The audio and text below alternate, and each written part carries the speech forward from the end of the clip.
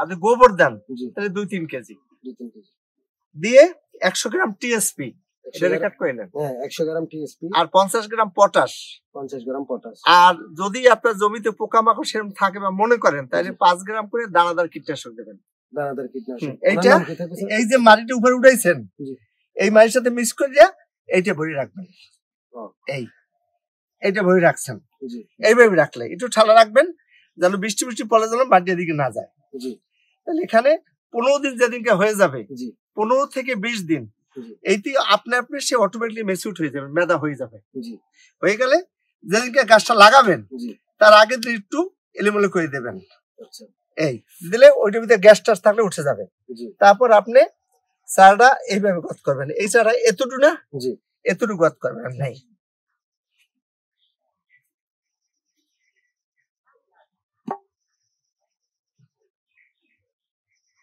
এই গত করে এটা তো বেলেট নাই এখানে, এইভাবে পিস দিলি এটা অটোমেটিকলি খুলে যাবে।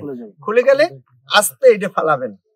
শুধু এইটা এখন ভিজে না, এটা শুকনো, এটা কিন্তু হয়তো জর্দারে পড়ে যাবে। তাই একদিন আগে পানি দিতে হবে। এটা ঝরে গেছে। দেখো আমি একটা পলিয়েন্ডে দেখাচ্ছি আপনারে। আর একটু গত করতে হবে।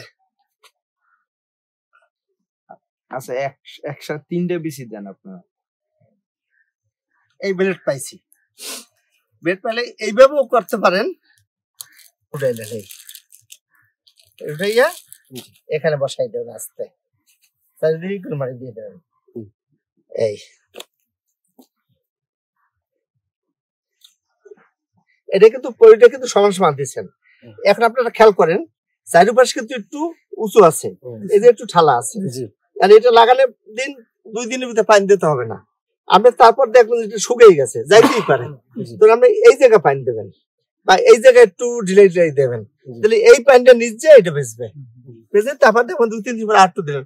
5-7 দিনের ভিতরে ওই শিকড় গুলো ভিতরে ঢুকে যাবে, তখন আর গাছ মরবে না। বুঝতে পারছি? জাস্ট এইবার এর উঁচু করবেন না, মাথার উপর লাগাবেন, কিন্তু এতটুকু এইখানে একটু স্পেসটা ঠালা রাখবেন। কারণ আপনার এখন খরার দিন, এখন আমি একটু মাঝে পানি দিতে, পানিটা দিলে তো পানিটা গোড়ায় না পড়ে যায়।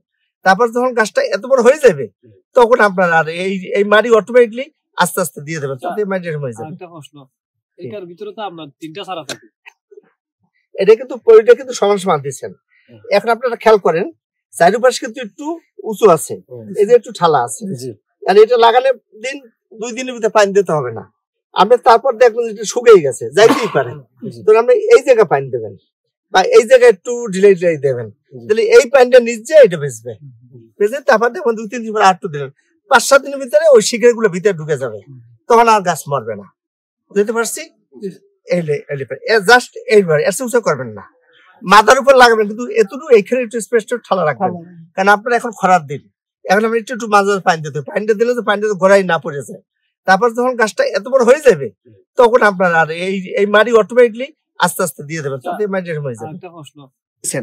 ওইটা আপনার ফল হইলো না, পুরুষ হইলো, তখন আপনার এই গাছটা তো ফল আসবে না, তাহলে এই জায়গাটা ব্ল্যাঙ্ক হয়ে যাবে। যখন আপনার এত বড় হয়ে যাবে তখন কিন্তু 2 মাস চলে গেছে আপনার। 2 মাস পর এটা যদি ফুল হয়ে যায় তখন আপনি যাবেন কোথায়? নতুন লাগাইলেও সেটা ওইটার সাথে মিলবে না। তাই জন্য আমি 3টা দিছি, একটা না একটা ফল আসবে। আর যদি 13টায় ফল আসতে পারে, কিন্তু আপনি আসতে 2টা কেটে ফেলাই দেবেন।